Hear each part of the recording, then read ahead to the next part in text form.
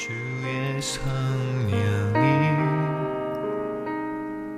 내게 임하셨으니. 삶 가운데 억울함과 답답함이 있을 때 예수 그리스도를 모르는 사람들은 자신들의 생각과 방법을 가지고 어떻게든 그 문제를 해결해 보기 위해 몸부림칩니다. 하지만 그 문제가 근본적으로 해결되는 일은 거의 없습니다. 그런데 신자들은 다릅니다. 자신이 사방으로 우겨쌈을 당하고 답답한 일을 당할 때 하나님의 뜻을 기다리며 참 평안을 누릴 수 있는 특권, 바로 그 샬롬이 신자들에게는 있습니다. 이 특권이 있음에도 불구하고 때론 이 특권이 우리에게 없는 것처럼 느껴질 때가 있지요. 신자들이 진짜 힘든 이유는 곰곰이 생각해보면 자신이 사망의 음침한 골짜기에 빠져 있다는 그 사실 때문이 아니라 자신이 사망의 음침한 골짜기에 있을 때에 홀로 있다고 느껴지기 때문입니다. 찬양을 하고 기도를 하고 예배를 드려도 죽어있는 것과 같은 나의 영혼이 살아나는 것 같지 않기 때문에 거기에서 굉장한 절망감과 상실감을 맛보게 되는 것이지요. 하나님께서 나와 함께 하신다는 사실을 알고 있음에도 불구하고 그것이 우리의 실제 삶에서 누려지지 않기 때문에 힘든 것입니다. 주위를 둘러보면 나는 무감각하고 무기력한 상황인데 옆에 계신 다른 성도님들은 은혜 받아가지고 성령 충만하셔서 오늘 말씀 참 은혜가 된다라고 이야기를 하십니다. 그런데 자신의 심령에는 그 어떠한 동요함도 없습니다. 신앙의 기쁨이 사라진 것이지요. 감사가 사라지고 무기력해질 때가 많이 있습니다. 다른 사람들은 교회 공동체 안에서 밝고 재미있게 살아가는 것 같은데 자신은 이 깊은 음침하고 어두운 구덩이에 빠져 꼼짝하지 못하고 있는 것 같습니다. 성경에 보면 정확히 이러한 신앙의 절망과 괴로움을 겪고 있던 한 사람이 등장합니다. 오늘 그 인물의 이야기를 같이 살펴보고 그분이 어떻게 이 신앙의 절망과 괴로움을 떨쳐버리고 독수리가 날개를 치며 올라간 같은 그 영적인 회복을 경험했는지, 바꾸어 말해서 하나님께서 어떻게 신자의 영혼에 활기를 불어넣으시고 그 영혼을 소성시키시는지 한번 나누어 보았으면 좋겠습니다. 다 함께 요한복음 21장 1절부터 17절까지입니다. 제가 봉독하도록 하겠습니다. 그 후에 예수께서 디베랴 호수에서 또 제자들에게 자기를 나타내셨으니 나타내신 일은 이러하니라. 시몬 베드로와 디두모라 하는 도마와 갈릴리 가나 사람 나다나엘과 세베대의 아들들과 또 다른 제자 둘이 함께 있더니 시몬 베드로가 나는 물고기 잡으러 가노라 하니 그들이 우리도 함께 가겠다 하고 나가서 배에 올랐으나 그날 밤에 아무것도 잡지 못하였더니 날이 새어갈 때에 예수께서 바닷가에 서셨으나 제자들이 예수이신 줄을 알지 못하는지라. 예수께서 이르시되 얘들아 너희에게 고기가 있느냐? 대답하되 없나이다. 이르시되 그물을 배 오른편에 던지라. 그리하면 잡으리라 하시니 이에 던졌더니 물고기가 많아 그물을 들 수 없더라. 예수께서 사랑하시는 그 제자가 베드로에게 이르되 주님이시라 하니 시몬 베드로가 벗고 있다가 주님이라 하는 말을 듣고 겉옷을 두른 후에 바다로 뛰어내리더라. 다른 제자들은 육지에서 거리가 불과 한 50칸쯤 되므로 작은 배를 타고 물고기 든 그물을 끌고 와서 육지에 올라보니 숯불이 있는데 그 위에 생선이 놓였고 떡도 있더라. 예수께서 이르시되 지금 잡은 생선을 좀 가져오라 하시니 시몬 베드로가 올라가서 그물을 육지에 끌어올리니 가득히 찬 큰 물고기가 153마리라. 이같이 많으나 그물이 찢어지지 아니하였더라. 예수께서 이르시되 와서 조반을 먹으라 하시니 제자들이 주님이신 줄 아는 고로 당신이 누구냐 감히 묻는 자가 없더라. 예수께서 가셔서 떡을 가져다가 그들에게 주시고 생선도 그와 같이 하시니라. 이것은 예수께서 죽은 자 가운데서 살아나신 후에 세 번째로 제자들에게 나타나신 것이라. 그들이 조반 먹은 후에 예수께서 시몬 베드로에게 이르시되 요한의 아들 시몬아 네가 이 사람들보다 나를 더 사랑하느냐 하시니 이르되 주님 그러하나이다. 내가 주님을 사랑하는 줄 주님께서 아시나이다. 이르시되 내 어린 양을 먹이라 하시고 또 두 번째 이르시되 요한의 아들 시몬아 네가 나를 사랑하느냐 하시니 이르되 주님 그러하나이다. 내가 주님을 사랑하는 줄 주님께서 아시나이다. 이르시되 내 양을 치라 하시고 세 번째 이르시되 요한의 아들 시몬아 네가 나를 사랑하느냐 하시니 주께서 세 번째 네가 나를 사랑하느냐 하심으로 베드로가 근심하여 이르되 주님 모든 것을 아시오매 내가 주님을 사랑하는 줄을 주님께서 아시나이다. 예수께서 이르시되 내 양을 먹이라. 21장은 요한복음의 에필로그, 즉 마지막 장입니다. 이 당시에는 일반적으로 글 마지막에 가장 핵심적인 이야기를 요약해서 기록했습니다. 글을 마치면서 요한복음의 마지막 장은 이전의 내용과는 사뭇 다른 분위기로 시작이 됩니다. 예수님께서 부활하셨지요. 그런데 요한복음의 마지막 장이 어떻게 시작하는지 한번 보겠습니다. 2절을 함께 보겠습니다. 시작.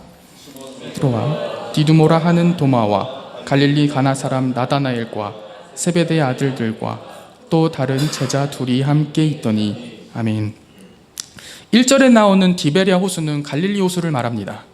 예수님의 부활 후에 7명의 제자들이 갈릴리로 내려갔는데 사도 요한은 그중 3명의 이름만 기록합니다. 바로 베드로와 도마와 나다나엘입니다. 베드로가 제일 먼저 등장합니다. 베드로는 예수님을 부인했던 사람입니다. 다른 사람들이 다 예수님을 버려도 자신은 그러지 않겠다고 호언장담했지만 예수님을 3번이나 저주하고 부인했던 사람입니다. 그 다음에는 도마가 기록되었습니다. 예수님께서 나타나셨을 때 의심으로 가득 차 있던 사람이었습니다. 나다나엘은 누구입니까? 나사렛에서 무슨 선한 것이 날 수 있겠냐라고 코웃음 치던 사람이었습니다. 다시 말해 사도 요한이 마지막 장을 기록하면서 시작하면서 기록했던 이 3명의 제자들은 영적으로 피폐한 상태에 있었던 사람들이었습니다. 사도 요한은 예수님을 부인하고 의심하고 무시했던 이 사람들을 의도적으로 기록하고 있는 것입니다. 그런데 누가복음의 끝을 보시면 이렇게 완전히 바닥을 치고 있던 제자들이 굉장히 영적으로 밝은 상태로 등장을 합니다. 예수님이 승천하신 것을 보고 제자들이 너무 기뻐가지고 매일 성전에 올라가서 하나님께 찬양을 드렸다라고 기록을 합니다. 그리고 사도행전의 앞부분을 보면 성령님이 오실 것을 기대하면서 제자들이 모여 함께 기도를 하지요.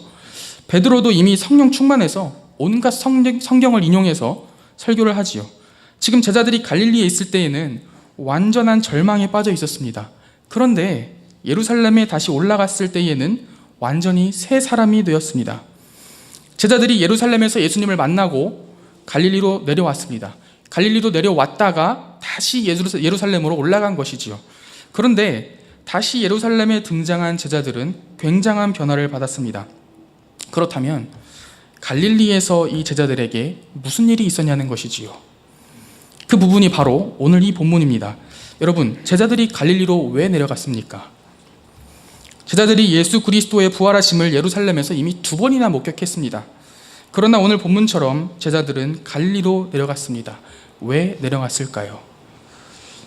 우리는 이렇게 생각하기 쉽습니다.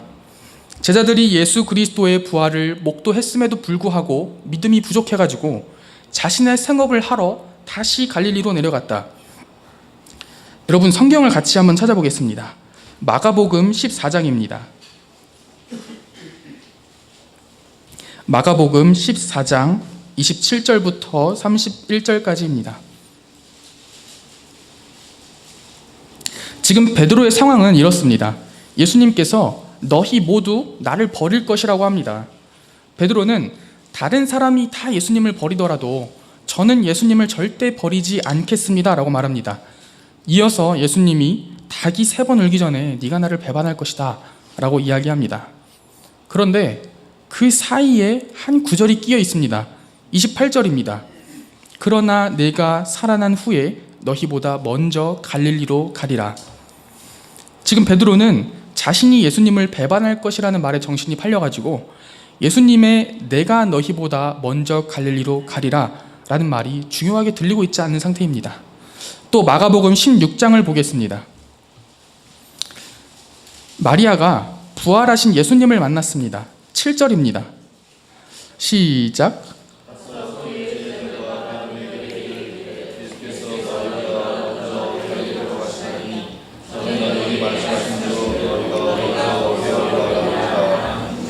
아멘. 지금 베드로는 영적으로 완전 바닥을 기고 있는 상태입니다. 예수님이 부활하셔서 제자들에게 나타나셨지요.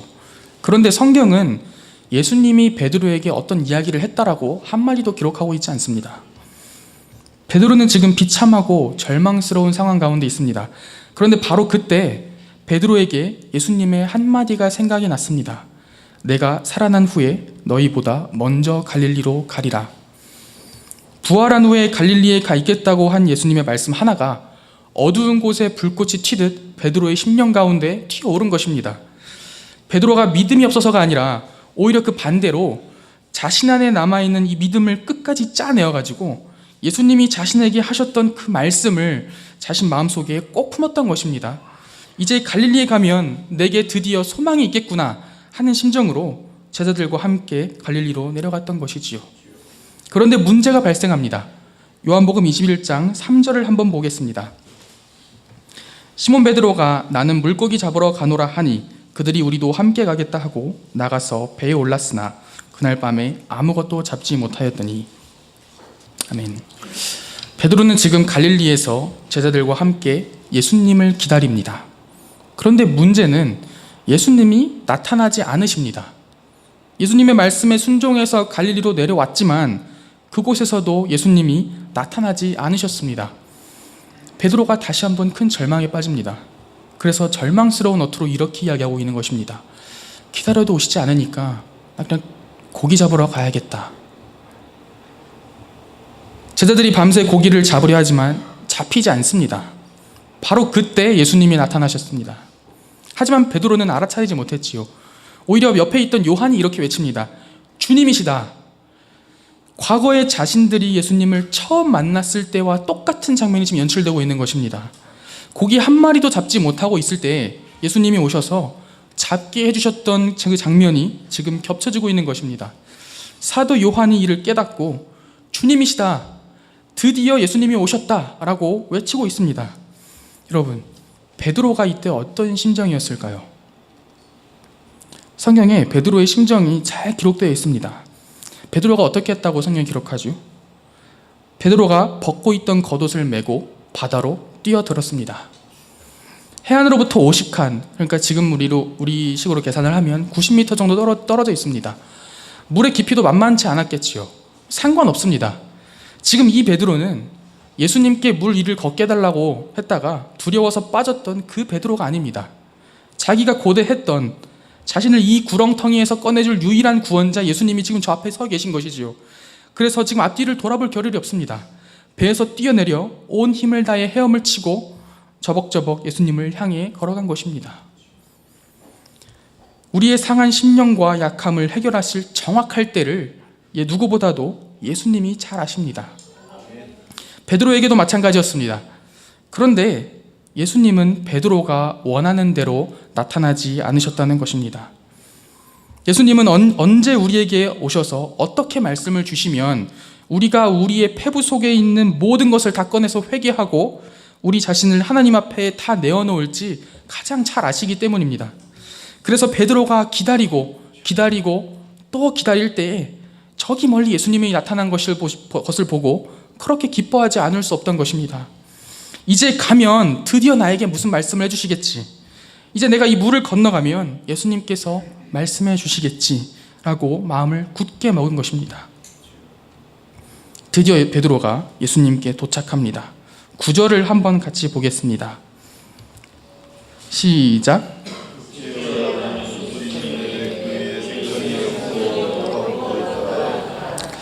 여러분, 지금 예수님께서 베드로의 영혼을 회복시키시기 위해 21장에 참 멋있는 장치들을 많이 설치를 해놓으셨습니다.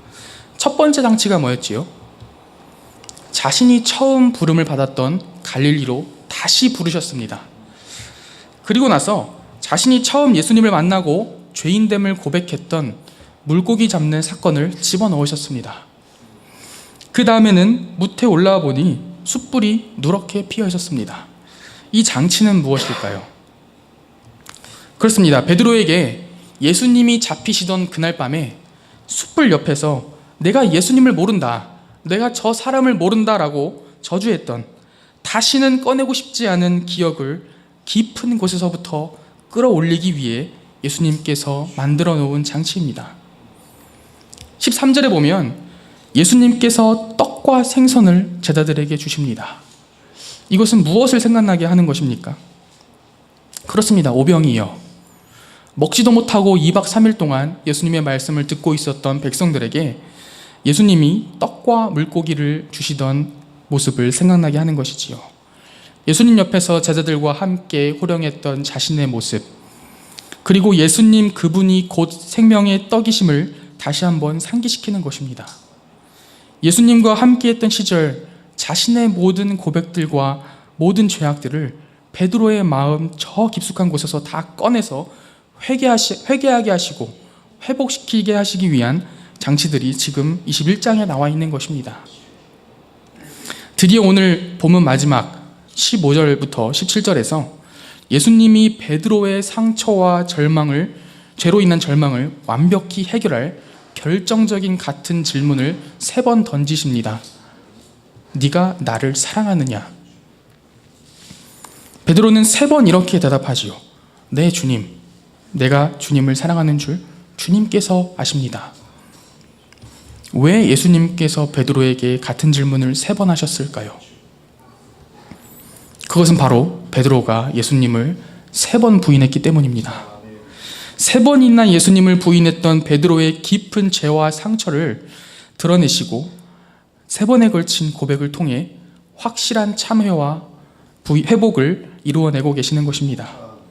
3번째 예수님께서 베드로에게 물으셨을 때 베드로가 근심했다, 고통스러워했다라고 기록합니다. 자신의 모든 죄와 아픔을 토해내고 있는 것이지요. 이 모든 것이 예수님께서 베드로 한 사람의 삶과 영혼을 완벽하게 회복시키시기 위해서 짜놓으신 각본이라는 것입니다. 여러분, 말씀을 붙드시기 바랍니다. 여러분이 절망 가운데, 낭만 가운데 빠져 있어도 여러분이 할 수 있는 유일한 일은 말씀을 붙드는 일밖에는 없습니다. 베드로가 처절한 낭만과 절망 가운데 있을 때에 예수님이 말씀하신 대로 그것을 순종하고 갈릴리로 내려갔던 것과 같이 여러분도 삶 가운데 말씀을 붙드셔야 합니다. 여러분이 그렇게 해야 하는 가장 큰 첫 번째 이유는 바로 그 말씀이 하나님의 말씀이기 때문에 그렇습니다. 말씀이 나에게 어떻게 느껴지는가, 나에게 어떤 유익을 주는가 때문이 아니라 가장 먼저 그것이 이 세상을 창조하시고 유지하시고 다스리시는 전능하신 하나님의 말씀이기 때문에 그렇습니다. 내 자존심과 비교의식, 주인됨을 모두 내려놓고 피조물로서 겸허히 그분의 말씀 앞에 무릎 꿇어야 합니다. 앞에 선 설교자의 어떠함 때문이나 이 말씀이 나의 비참한 상황을 해결해줄 유일한 만병통치약이기 때문이 아니라 먼저 그 말씀이 하나님의 말씀이기 때문에 그렇습니다. 그렇기 때문에 절망과 낭망 속에 앞이 보이지 않고 하나님이 나와 함께하는 것 같지 않을지라도 일어나셔서 부지런히 말씀을 읽으시고 예배의 자리, 그리고 수련회 같은 귀한 자리를 통해 하나님의 말씀을 들으셔야 합니다. 왜냐하면 그 말씀을 통해, 그 말씀 우리가 들을 때 예수 그리스도의 영이신 성령께서 그 말씀과 함께, 그리고 그 말씀을 통해 우리에게 역사하시기 때문에 그렇습니다. 내가 절망 가운데 빠져서 그냥 드러누워 있고 싶고 아무 일도 잡히지 않아 짜증이 나고 화가 날 때, 여러분, 베드로가 어떻게 하셨는지 꼭 기억하십시오. 기쁜 절망에서 일어나셔서 성경을 집어서 한 장을 펴고 그 중에 한 절을 읽고 묵상하시기 바랍니다. 그 말씀을 읽고 여러분의 마음속에 품으신 다음에 출근도 하시고 등교도 하시고 그 말씀을 마음에 새겨 넣으시고 잠자리에 드시기 바랍니다. 때가 되면 하나님이 가장 확실하게 여러분들을 회복시키실 그 때가 되면 그 말씀으로 여러분 안에 새로운 창조를 일으키신다는 사실을 꼭 기억하셔야 합니다. 고린도후서 4장을 보면 바울 사도가 어떻게 성령께서 말씀을 가지고 일하시는지 설명하고 있습니다. 6절에 보면 어두운 데에 빛이 있으라 말씀하셨던 것처럼 우리가 하나님의 말씀을 붙들고 하나님의 말씀을 듣고 읽을 때에 성령 하나님께서 우리 속에 빛을 비추어 새로운 마음을 만들어내신다고 이야기합니다. 그렇게 되면 8절, 내가 사방으로 우겨쌈을 당하고 답답한 일이나 박해를 받아도 끄떡없다 라고 이야기합니다. 왜냐하면 18절, 우리가 주목하는 것은 보이는 것이 아니요 보이지 않는 것이니 보이는 것은 잠깐이요 보이지 않는 것은 영원하기 때문입니다. 영원한 소망이 우리 안에 들어옵니다. 5장에서는 이 땅에 있는 우리의 집이 무너져도 하나님께서 지으신 영원한 집이 저 하늘에 있다라고 이야기합니다. 또 죽음의 것이 생명의 삼킨 바가 되어버린다라고 4절에서 이야기합니다.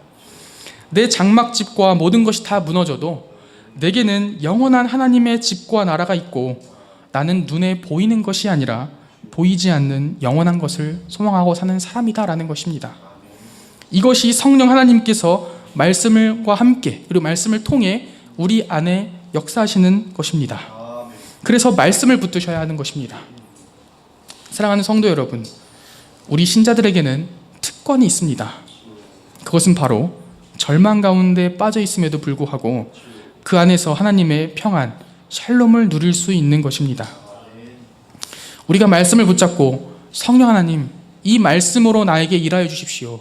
나에게 이 말씀을 통해 믿음을 주십시오라고 고백하고 간구할 때 성령 하나님께서 역사하시는 것입니다. 그럴 때 신자의 확실한 회복이 있습니다. 살다 보면 신자들도 절망이 있습니다. 그렇지요? 누구에게도 말 못할 답답한 일들이 있죠. 베드로도 그랬습니다. 예수님의 수제자였지만 낭만과 절망 가운데 있을 때 베드로가 어떻게 했습니까? 하나님의 말씀을 생각하고 그 말씀을 붙잡고 갈릴리로 내려갔습니다. 우리 그리스도의 보혈교회 성도님들도 이렇게 말씀을 붙드는, 그래서 그 안에서 성령 하나님의 역사하심을 맛보며 하나님이 통치하시는 그 영원한 나라를 꿈꿀 수 있는 저와 여러분이 되었으면 좋겠습니다. 기도하겠습니다. 우리에게 기록된 말씀을 통하여 날마다 말씀하시고 일하시는 하나님 아버지 감사합니다. 우리가 사방으로 우겨쌈을 당하고 답답한 일을 당하고 우리의 모든 소망이 무너져 내리는 것 같을 때에 다른 방법과 생각이 아닌 아버지의 말씀으로 달려갈 수 있는 믿음을 허락하여 주시옵소서. 다른 곳에서 잠깐의 헛된 위안을 찾는 것이 아니라 이 세상의 모든 것들이 다 시들어 없어져도 영원히 서 있는 이 말씀에서만 우리의 확실한 회복이 있는 줄로 압니다. 우리를 끝까지 포기하지 않으시고 예수 그리스도의 은혜의 십자가 가운데로 날마다 우리를 인도하시는 아버지의 크신 사랑을 찬양합니다. 홀로 영광 받아 주시옵소서. 예수 그리스도의 이름으로 기도합니다.